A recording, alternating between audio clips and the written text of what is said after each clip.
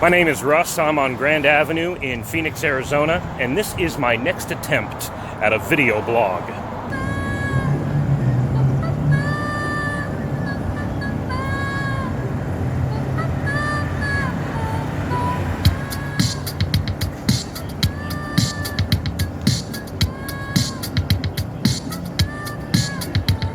I spend a significant part of my weekend here on Grand Avenue for the Grand Avenue Festival that happens every year celebrating the local arts.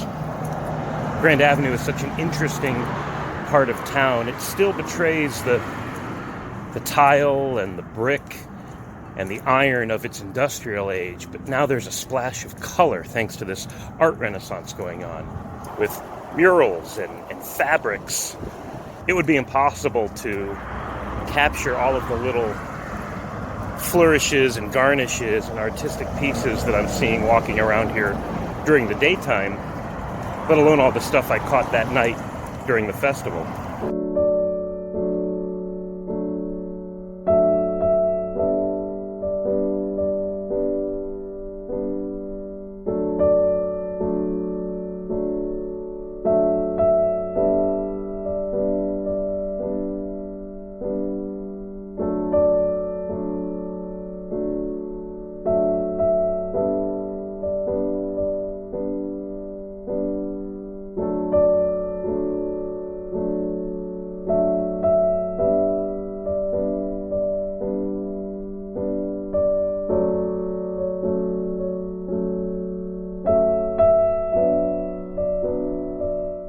You know, I was so moved by the stuff I saw on Grand Avenue during the festival that when I found out Stan Lee died, I just had to get back there. There's an open mic at Third Space every Monday night, and that's where I wanted to eulogize one of the absolute icons of pop culture, not to mention the comic book industry.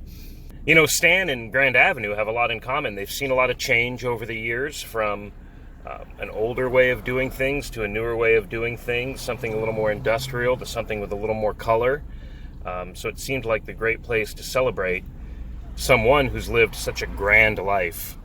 So check out this reading I did from one of Stan's classic soapboxes. It's been circulating a lot on the internet now, but it crossed my path the day he passed, and it seemed pretty poignant and timeless, just like Stan the man himself. So I'm going to conclude this vlog with that. Check it out.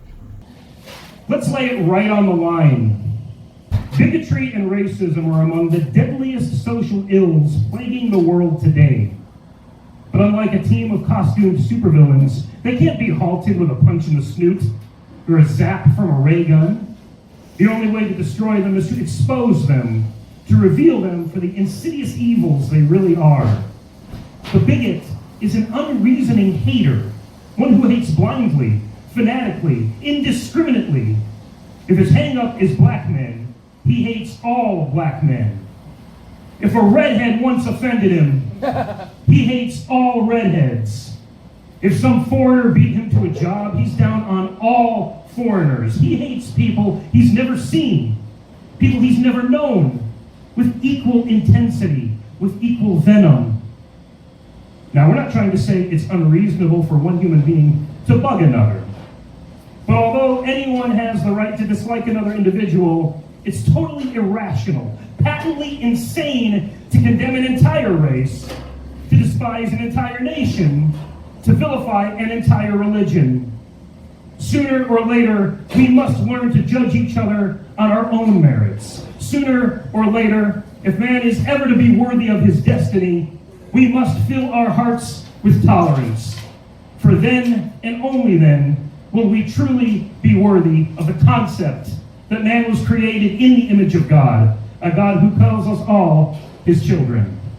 Thank you, Stan Lee. Yeah.